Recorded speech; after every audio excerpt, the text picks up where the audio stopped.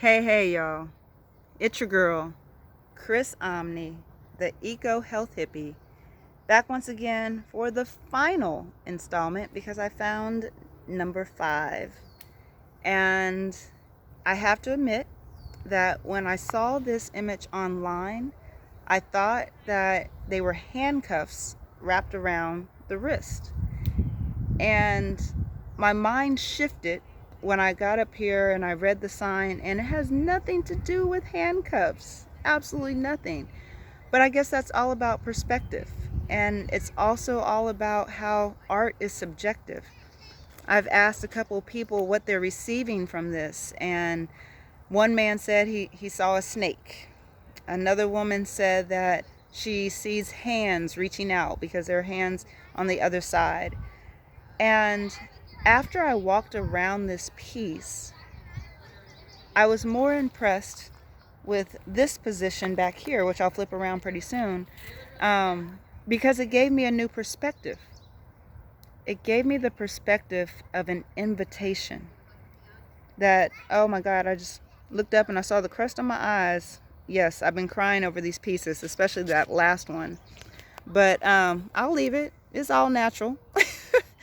Tears are healthy. They're cleansing. But from this perspective, it's an invitation.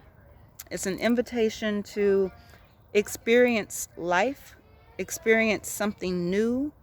And what I'm receiving from this piece is that there are a multitude of paths that lead to this invitation, and that some go up, some go down, some go in the ground, some are interwoven, but then they all end with hands.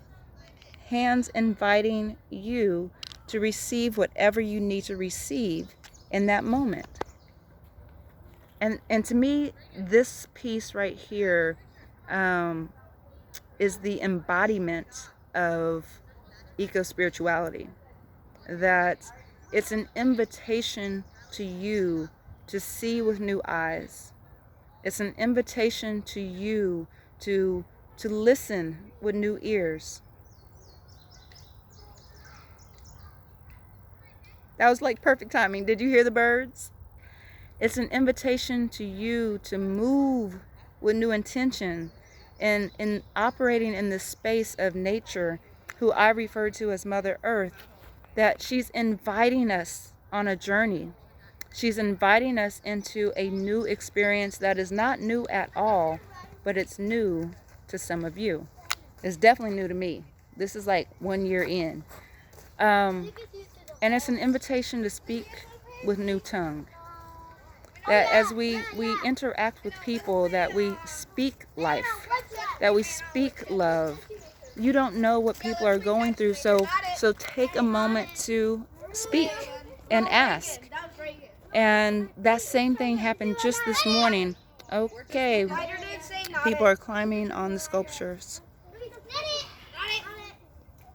playing tag and climbing on the sculpture. Okay, I'm gonna breathe. I'm gonna breathe through this right here. I even lost where I was going with that. Well, this morning, that's what it was. So the woman who was serving me at Quincy's Diner, she didn't have a very happy face. And I noticed that she didn't have a happy face with the other customers either. So instead of assuming that she just didn't want to serve me and assuming that she had a nasty attitude, I asked. I said, "Are you having a good day?" Smile and everything. Very honest and genuine question. And she stopped and she looked at me and she said, "Why?"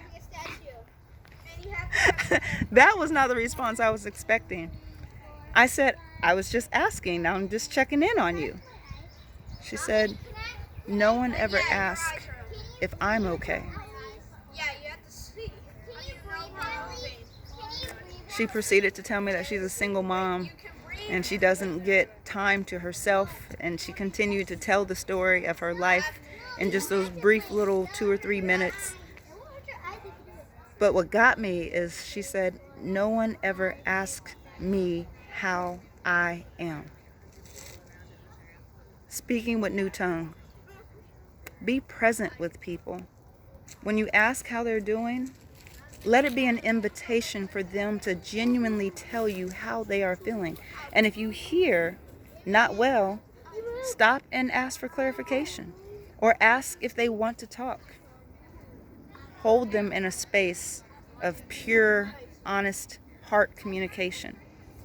Heart to heart, eyes to eyes, and listen with new ears.